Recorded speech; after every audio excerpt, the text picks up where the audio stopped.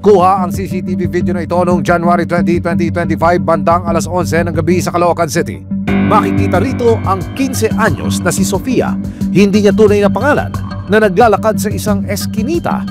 Maya-maya pa, may sumalubong sa kanyang dalawa pang babae.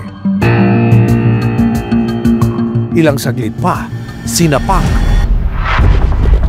sinabunutan, at ninudlot ng dalawang babae si Sofia.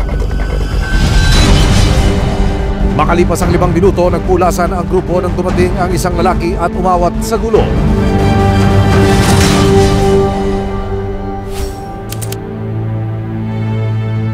Walong araw matapos ang insidente, natunton ng resibo si Sofia sa kanilang bahay sa Caloocan City.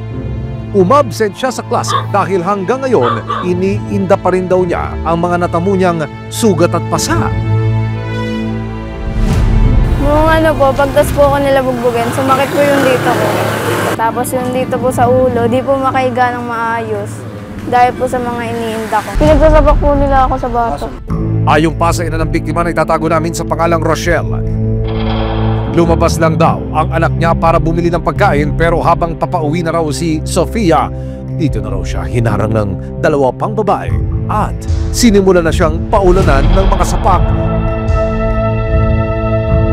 tadyak at sipa. Nagulat po ako sa nangyari po. Parang hindi ko rin alam kung alin yung unahin ko po. Namaga yung uso po niya. Tapos yung sa may bandang leg po niya, na parang nagkaroon lang siya ng bukol. Ayon kay Sofia, mga kaibigan at kaklase pala niya ang mga nambugbog sa kanya.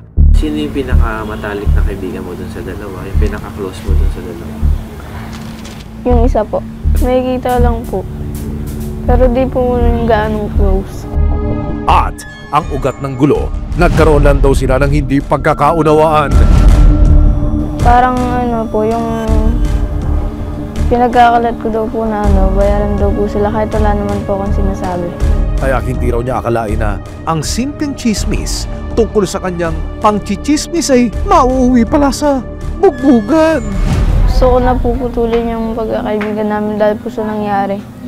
Kasi yung kaibigan ko po na yun, yung isa, kapatid na po turing ko dun eh. Maraming salamat sa panonood, mga kapuso. Para masundan ang mga reklamong nasolusyonan ng resibo, mag-subscribe lamang sa GMA Public Affairs YouTube channel.